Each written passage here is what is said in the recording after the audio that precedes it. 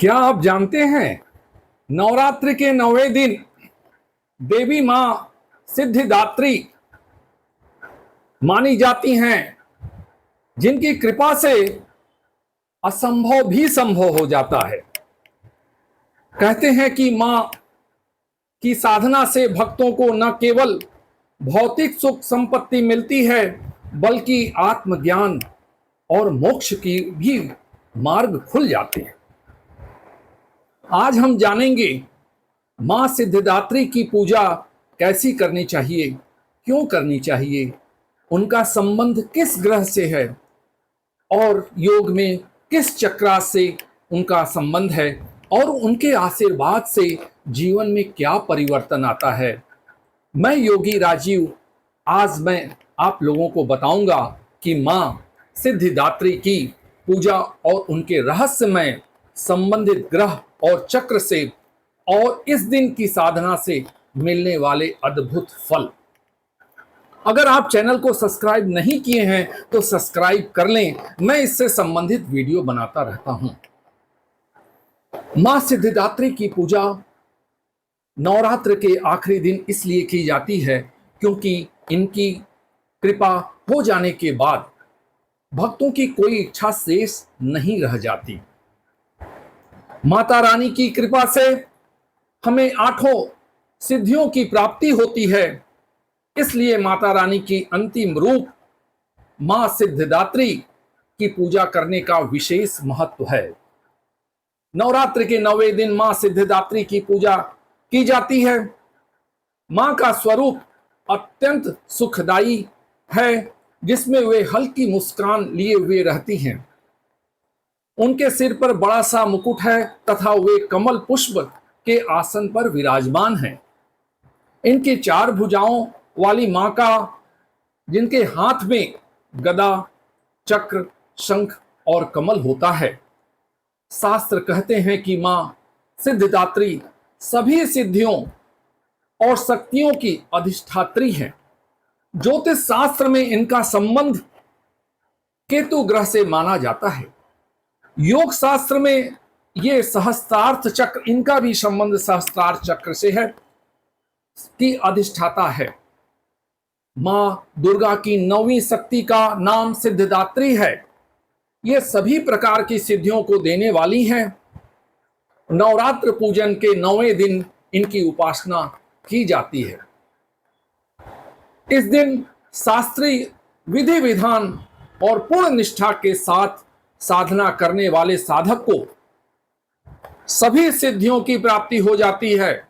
सृष्टि में कुछ भी उनके लिए आगम्य नहीं रह जाता है। ब्रह्मांड पर पूर्ण विजय प्राप्त करने के सामर्थ्य उसमें आ जाते हैं।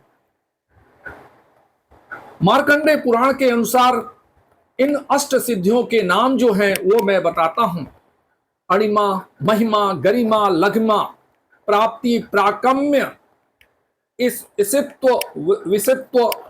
इस तरह से मां के सभी 9 रूपों में यह अंतिम रूप अत्यंत विशिष्ट है।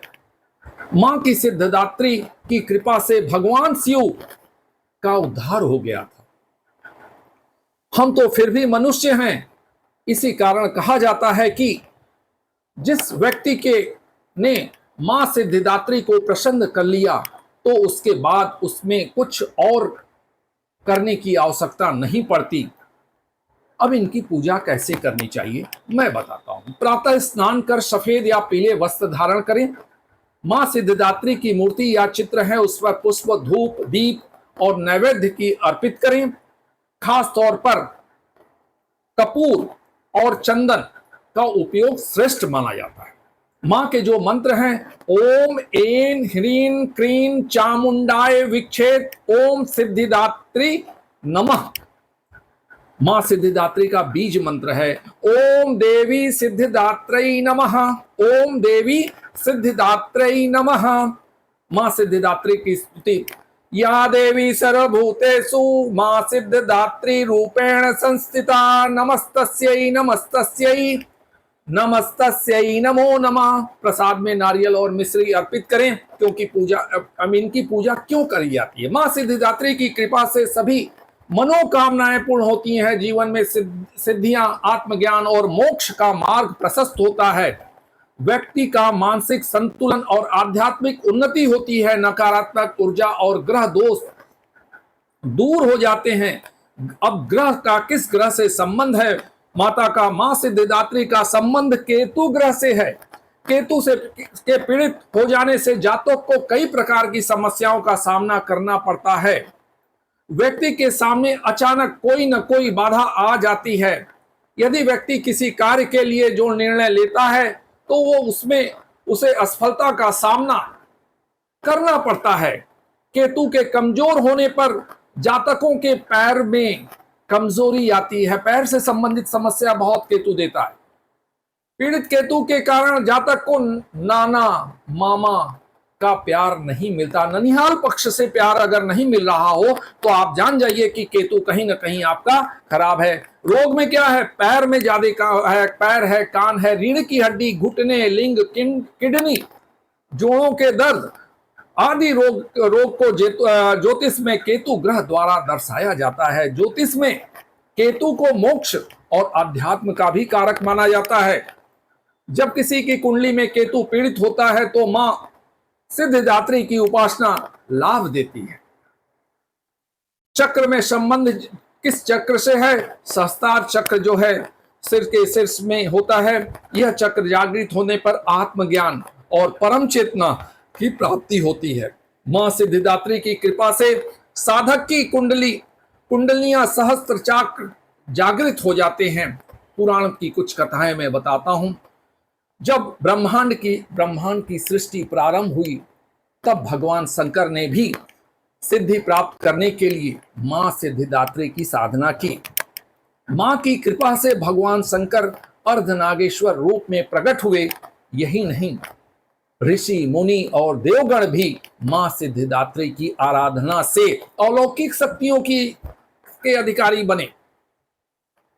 कहा जाता है कि भक्त जब पूरे मन से मां की उपासना करता है तो जीवन में उसके लिए कोई भी कार्य असंभव नहीं है। हर कार्य सिद्ध हो सकता है मां सिद्धिदात्री की अच्छी साधना की जाए तो। अगर आप भी अपने जीवन में शांति, सुख, आत्मज्ञान और मोक्ष का मार्ग पाना चाहते हैं तो नवरात्रि के इस 9वें दिन मां सिद्धिदात्री की साधना अवश्य करें। बताए गए मंत्र का जाप करें, आपको अवश्य सिद्धियां प्राप्त होंगी।